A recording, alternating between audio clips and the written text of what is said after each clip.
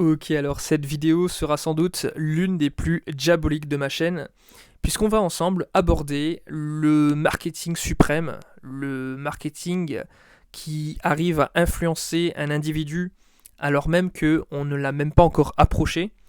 C'est ce qu'on appelle le neuromarketing ou le psychomarketing. Je vais comme d'habitude t'expliquer ce phénomène, comment on le met en place en 5 points.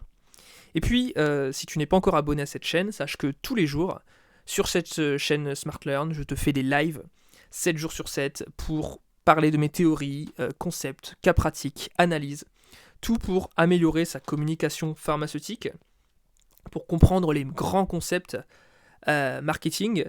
Et puis, si ça n'est pas déjà le cas, tu es libre de t'abonner à mon canal privé Telegram, dont le lien d'accès se situe dans la description de cette vidéo.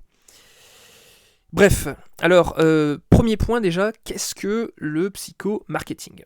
C'est peut-être quelque chose qui devient un peu moins tabou parce qu'un peu plus connu, mais toutes les grandes entreprises internationales font appel à des experts des sens, on va dire, pour parvenir à influencer les consommateurs à leur insu en biaisant leur sens. C'est quelque chose que les boulangeries utilisent, par exemple, en diffusant dans la rue une bonne odeur de pain. Bon bah ça, tu vois, ça va typiquement, alors même que tu n'es pas encore rentré dans le commerce, te donner envie d'acheter ton pain. McDo le fait aussi. Il a été reconnu coupable d'avoir mis dans ses substances pour laver le sol des molécules qui permettaient d'influencer positivement le choix du consommateur dans la reprise, admettons, d'un dessert ou quelque chose d'autre. C'est aussi des banques, des assurances qui vont utiliser une certaine musique de sonnerie d'attente, qui vont davantage te mettre en position d'adhérer aux propositions de l'assureur. Donc, évidemment que tout ça, c'est quelque chose, c'est des formations qui sont un peu plus obscures, mais qui deviennent de plus en plus connues, et je pense qu'il faut apprendre à comprendre avant tout ce que c'est. Déjà, qu'est-ce que ça contient ? Ça contient beaucoup de disciplines, ce psychomarketing. Je te les ai mis, mais c'est tous des pans qui sont extraordinairement super intéressants à comprendre. On a les sciences comportementales, on a les neurosciences cognitives, tout ce qui est technique d'influence, de persuasion, tout ce qui est neuromarketing, psychomarketing, hypnose, PNL, tout ça, ça te montre bien que l'homme est on ne peut plus irrationnel, tout ce qu'il croit prendre comme décision, rien n'est fait au hasard, tout est biaisé, et voilà, et c'est tout l'enjeu finalement de comprendre ici sur cette chaîne tous les mécanismes de l'humain. Tu sais que je suis passionné par l'humain, voilà, l'histoire, la philo, comprendre d'où ça vient, pourquoi on prend telle décision. Donc ici, tu vois que c'est un champ d'application qui va se développer dans les années à venir, qui est même très très large. Et mon deuxième point, c'est comment finalement devenir expert dans ce psychomarketing en apprenant à bien te connaître. Tu ne peux pas prétendre à savoir convaincre les autres, à être quelqu'un de convaincant, si toi-même tu ne sais pas quelles sont tes valeurs internes, quelles sont tes préférences, quels sont tes goûts. Comment tu peux imposer aux autres tes goûts si tu ne connais même pas les tiens ? Donc ça, c'est comment on fait ça ? Tu faut passer pendant des années à faire des tests de psycho, de personnalité. Moi, j'allais sur OpenAsk, j'allais sur beaucoup de sites. Et cette recherche permanente du sens de ta vie fait que si tu veux être un grand leader, que tu veux aussi influencer positivement ton équipe, tu dois bien te connaître avant tout. Donc voilà pour ça. Troisième point, c'est aussi une connaissance profonde de tous les mécanismes de la prise de décision. Que ce soit l'attention, la perception, la décision, l'engagement, la mémorisation, tout ça, il faut avoir, si jamais ça te passionne, un engouement pour tout ce qui est la neurologie, comment le cerveau fonctionne, comment les aires du cerveau sont utilisées, à quelle fin. Tout ça, ce sont des mécanismes qui s'imbriquent les uns dans les autres.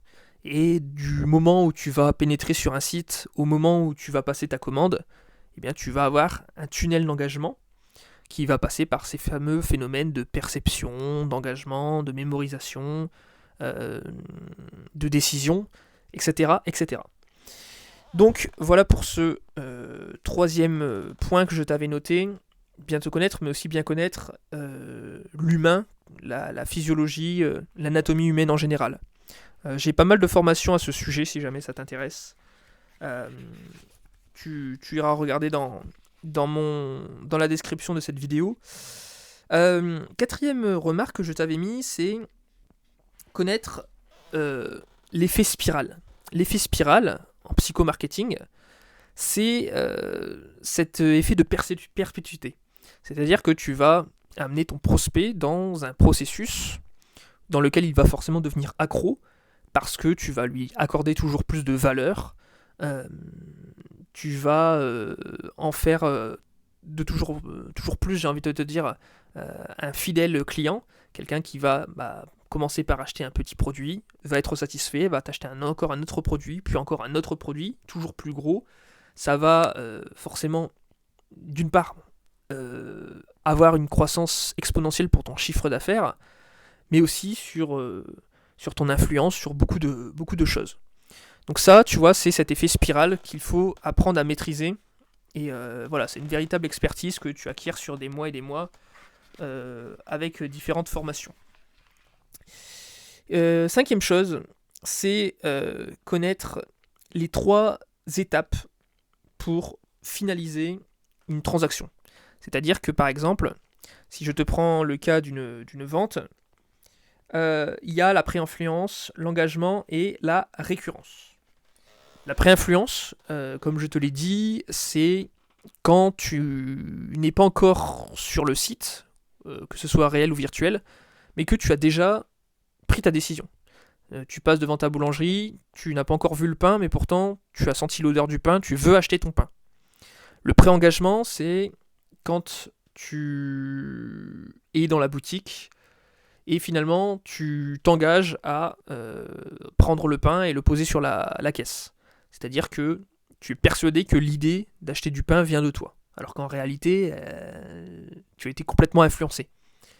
Et puis après, l'engagement, comme je te le dis, c'est cette idée de rétention, de retenir le prospect, le futur client, dans cette fameuse spirale pour en faire un fidèle allié, quelqu'un même qui est prêt à promouvoir tes produits, quelqu'un qui peut devenir un ambassadeur de ta marque. Tout ça fait partie de cet effet de cercle vertueux dans ton entreprise. C'est pas forcément quelque chose qui est mauvais en soi, tu vois. C'est quelque chose à comprendre que les entreprises mettent de plus en plus à profit.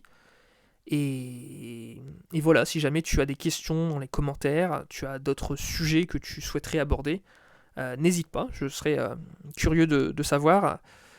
Dans tous les cas, on se retrouve dans le prochain épisode Smart Learn sur cette chaîne YouTube, ou tout de suite dans mon canal privé Telegram pour un nouveau contenu surprise. Allez, ciao ciao, prends soin de toi, salut.